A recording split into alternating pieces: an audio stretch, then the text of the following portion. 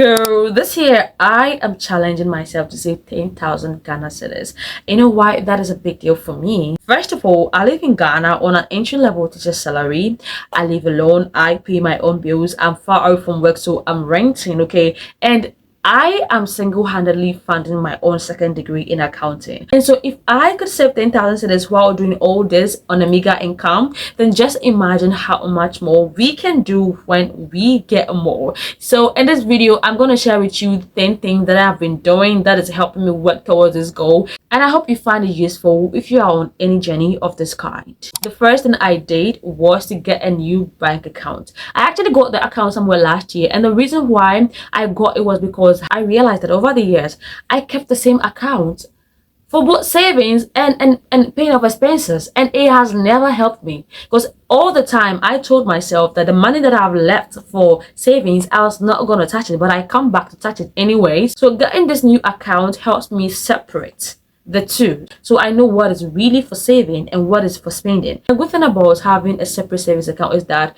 once your salary comes in, you can quickly transfer your savings into it before you start spending the rest. You remember all those times where you promised yourself that you were not going to touch that money in that one account and you did not? That is the reason why you have to get yourself a new savings account. Next thing I'm doing is not linking my mobile money to that new bank account. The reason I did this was because I don't want to have to keep restraining myself anytime I feel like taking money from my savings account just because I have access to it. I told myself that, girl, this is a mission. So what we're going to do is to once in a while pop by the bank and check our statement. Instead of having mobile money linked to the account and seeing the money and trying to control myself for not spending it.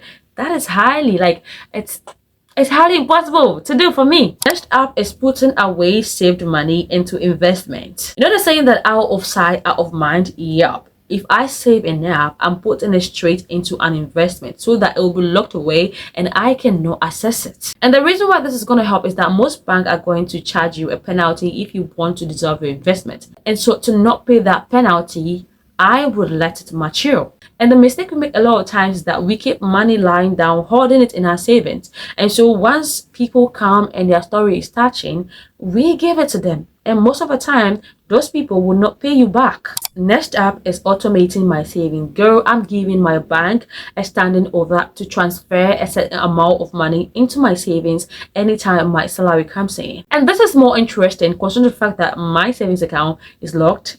And to get the money that has been sent there, I have to go all the way to the bank. And I'm too lazy to do that, and so I'll let the money rest. Next thing I'm doing, and this is more important, is that I'm staying away from debt. This was something I really struggled with until I took on this challenge. And what made it difficult for me to stay out of debt was the fact that most of the things that I credited, I didn't have to go look for them. They were brought to the workplace.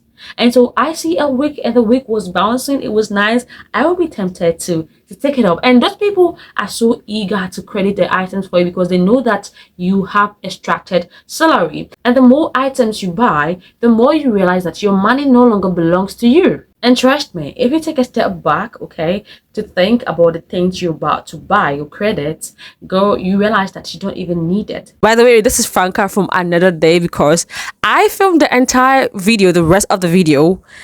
I sat down to edit and realized that there was no audio, so I had to film it on another day. And one trick that I used this day to evade these people is that I do not look twice, okay? When I see the thing is shining and I want to go credit it, I just run. So let's go to the sixth thing I'm doing to help me save 10,000 Ghana cedis. And that is building an emergency fund. Girl, your emergency fund is your 6 months of living expenses put together and saved in a safe space for you, preferably a high interest savings account. Last year, I saved a considerable amount of money, but then I fell sick and I had to withdraw almost all the money from my savings account to take care of my hospital bills. And I think the reason that happened was because I did not have any emergency fund, okay? So this year, aside savings, I am actively putting money aside to take off any unseen or unexpected financial obligation that may come my way. Next thing is paying off high interest debt. So one way to save money is to find ways to keep more of what you make. But if you have more debts to service, you'll be left with less disposable income, and so you cannot save much. And so this year, aside savings, I'm trying my best to clear off all my high interest debt. That way, I'll be left with more money after I take care of my expenses so that I could save. Next thing I'm doing is living within my means. Girl, nothing consumes your money more than living above your pay grade. That is one weakness of mine that I figured out. Okay, so this year I'm forcing myself to live either below my means or strictly within it, not above it, not even 1%. Next thing I'm doing is saving any salary upgrade that I get. Okay, when I get an allowance, I may save some, I may just use some to splurge. No big deal. Okay, but when I get a salary upgrade that is going to be constant, girl, I'm saving everything. And the mentality behind this is that if at the time that I was not getting that upgrade, I survived, and why can't I just save this money and pretend I never got it? You get it? And girl, I get it. If you cannot save all of that, just divide it into two, save one and use one to pacify yourself. Okay, if it gets so hard and you think you cannot save everything, save some. That's okay. Next up is cutting off unnecessary expenses. Girl, I've realized that there's so many times I just spend money on weird stuff. I spend money on things that I'm not even supposed to spend money on. Like the last time, I took 18 cities ride in and out. Okay, so it was in 18, out 18 to a place that was just like 700 kilometers away from my house, and it wasn't like I was even in haste, so I could have walked, but it was in the evening and I was feeling lazy, so I took a ride.